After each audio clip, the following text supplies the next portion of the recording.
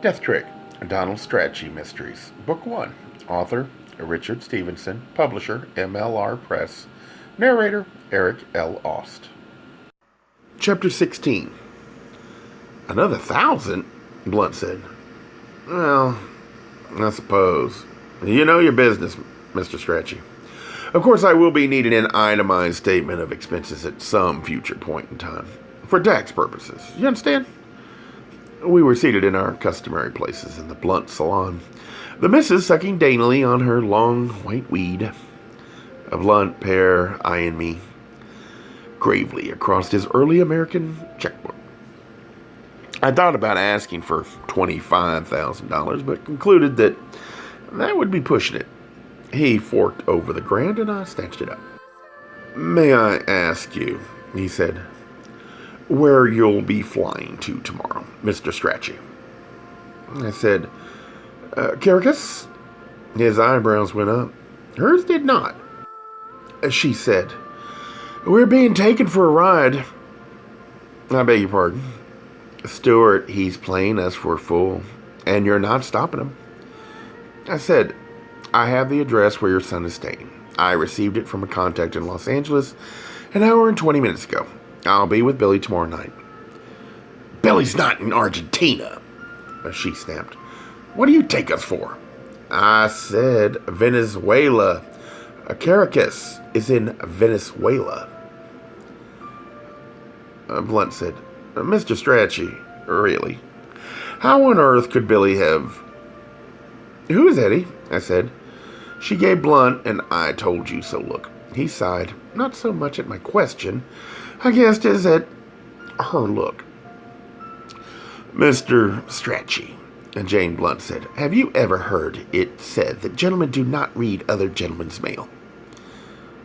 I've heard it said, yes. Henry Stimson is usually credited with the line, or is it Liz Smith? Anyway, who is Eddie? Billy will tell me when I see him, I expect.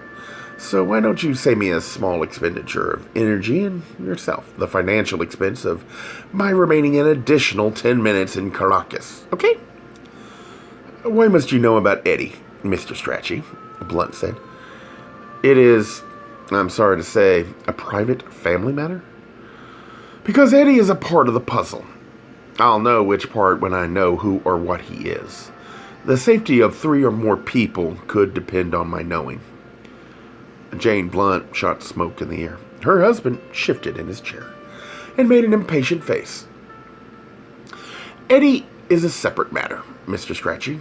Truly he is. You must believe that. He's got nothing to do with this situation Billy's gotten himself into. You have my personal assurance on that. Can you accept that? Can you? He looked at me imploringly. I said, I might have, if it weren't for the fact that Eddie's name has cropped up elsewhere in my travels. They looked at me. Jane Blunt said, where? Does the name Frank Zimka mean anything to you? He said, no. She said, Lord, no. Zimka? It sounds Polish. I said, he's a friend of Billy's, an acquaintance. And he knows Eddie? She said, looking queasy. I said, I'm one of the few people left in Albany who knows nothing about Eddie. Next to nothing. Now, who the bloody hell is Eddie? I startled them. She said, he's Billy's favorite uncle. What shit? I said. Tell me more. Stuart's brother, Eddie. Billy. And he were so close when Billy was young. It was quite touching, really. And then Eddie went away. He's in shipping, you see. Mr. Kurtz? Uncle Eddie lived in the Levantine for many years, but recently he returned to this country. And Stuart and I thought he might exert his good influence with Billy so that Billy could finally be straightened out, so to speak. Don't you think there's good sense in that, Mr. Strachey? Some sound counsel from a wise and sophisticated and much-loved uncle? Straightened out. I thought about dropping the Sawicki Oaks business on them, but that would have been showing off. In any case, I had my own plans for that particular side of the equation. Well, Why didn't you just tell me that in the first place? Is Uncle Eddie a leper? Syphilitic? A Pole? What's the big secret? Blunt was sitting with his head back and his eyes squeezed shut. I'd have felt sorry for him if I hadn't known what a dangerous man he was. Jane Blunt said, Uncle Eddie is a socialist. And shipping? Yes. Well, he's no ideologue. No, she said. At least he's not that. They were hopeless. I'd find out what I had to from my own sources, including their son, for whom there was evidence of sanity, even good sense. That sometimes happens in a family. I said, when I see Billy tomorrow, I'm sure he'll be happy to hear about Uncle Eddie's being back. The news should make my job that much easier. She took on a confused look. Her husband appeared as if, while his wife and I chatted, he'd slipped on his death mask. I waited. In her embarrassment, Jane Blunt turned shortly. Just bring Billy back here to Albany, Mr. Strachey. That's what Stewart's paid you a good deal of money to do. Bring Billy to this house, our home, and his. And you'll be paid a cash bonus. You haven't asked for that. I know, but I feel confident that you will accept it. She looked at me as if I were the Lindbergh kidnapper. I got up to leave, and Stewart Blunt sprang to life. The missus excused herself, swooped into the foyer, deposited her ashtray in the maid's waiting mitt, and ascended the stairs. Blunt walked me to the front door and out onto the stoop.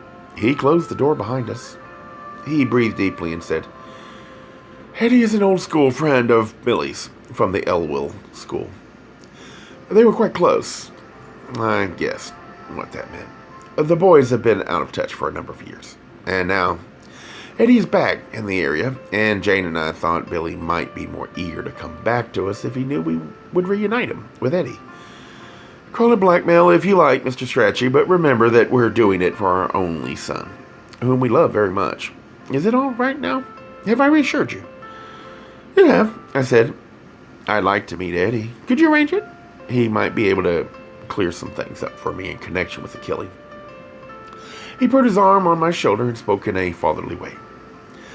Mr. Strachey, I appreciate the special interest you've taken in this matter. I sincerely do. But truth to tell, don't you feel that that end of the situation would be best left to our police department? There are detectives who are paid good salaries to carry out the work that you seem to have taken on, at my expense. He shook with mirth and waited for me to join him. I've been in touch with one of those highly paid detectives, I said, and although the man does, I suppose, have his virtues, dedication, cleanliness, perhaps thrift, he definitely is on the wrong track on this case. My sorting through this Eddie business just might point us all in the right direction. The police included. And I can't put it to you too strongly, Mr. Blunt, that a speedy resolution to all this lethal craziness could just possibly save people's life. That has to be a part of what we're about here. He gazed off into the park. I followed his eyes and saw a jogger stop and talk to a young man standing beside his bicycle. Blunt looked back at me and said, No, I'm sorry, but I'll have to give you a firm no on that. It's Eddie's parents, you see. They've become friends of Jane's and mine, and I've given them my word. They are looking after Eddie's best interest, and I can certainly appreciate that. The boy has just moved back to this area and is working hard to establish himself, and his parents are quite insistent that Eddie not be brought into this extremely anxiety-provoking situation of Billy's. It is a separate matter, as I pointed out. Mr. Strachey, and I have to insist, an entirely private one. I'm sorry, the answer to your request is no. The jogger and the bicyclist walked off together. I said, Eddie just moved back to this area recently. How recently? I was confused again. Blood said, I simply am not at liberty to discuss Eddie's situation. I'm so sorry. All right then, I said. I'll do what I can with what I've got. I'll do it the hard way. I'll be in touch, Mr. Blunt. I left him standing there and walked up State Street. I picked up the Reddit on Central and drove down to the Dunn Bridge, across the river and east on Route 20 toward Massachusetts. The erratic weather had failed to bring out the colors of the foliage that year, and as I approached the Berkshires, the hills were drab, even under the bright sky. When I reached Lenox after an hour's drive, a low cloud cover had slid in, and the place had a desolate November feeling to it, with Thanksgiving still more than a month away. I got directions at a colonial-style Amico station and found the Elwell School down the road from Tanglewood, which was shut down for the season. A chain across the gate with the big lions on post, like Tanglewood. The Elwell School was a disused turn-of-the-century estate. Its monumental, frilly, Beaux Arts main building, looking like a miniature Grand Central Station. Most of the Berkshire prep schools had gone under in recent years. Cranwell, Fox Hollow, the Lenox School, and Elwell had the look of a place clinging to life. A fancy sconce beside the main door rested on the gravel driveway, smashed and had been replaced on the stone wall above it, with a vertical fluorescent tube of the type found beside motel bathroom mirrors. An oval window had been filled in with plywood. In the headmaster's office, I showed my ID to a pleasant woman in a cardigan sweater and said I was trying to trace the whereabouts of a dear old friend of my client. She led me down a high-ceilinged corridor and unlocked a door that led into a small, windowless room, the size of a storage closet. This, she said, was the alumni office. I wouldn't be allowed access to the alumni files, but I was welcome to look through the yearbooks and newsletters. And if I found the man I was looking for, the woman said, the school would forward mail, provided it had a current address on file. She switched on the ceiling light and left me there. I went through the 1971 yearbook, making a list of all the Edwins and Edwards. There were 7, as well as 1 Eduardo. Billy Blunt was neither pictured nor mentioned as a graduating senior or as an underclassman. Blunt did show up in the 1970 volume, grinning sleepily and a bit warily at the camera. Not, however, among the graduating class photos, but on a separate page at the back of the book for seniors who had not completed the school year. There were 2 other boys as well who had dropped out. One was a Clarence Hinchman of Westfield, New Jersey, who looked as if he were coming down with mononucleosis.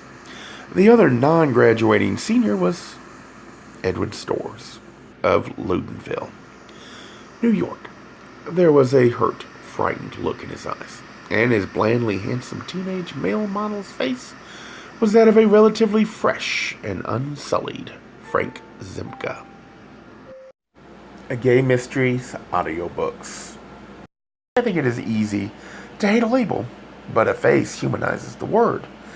So this effort is twofold: to offer comfort to those like myself that your world didn't end because you don't fit into the view of acceptable society on both sides, and in hopes of helping those with family that are LGBTQ, that it doesn't mean we are aliens from the child they once knew. Reassure them so they can maybe be supportive at the same time, being true to their values.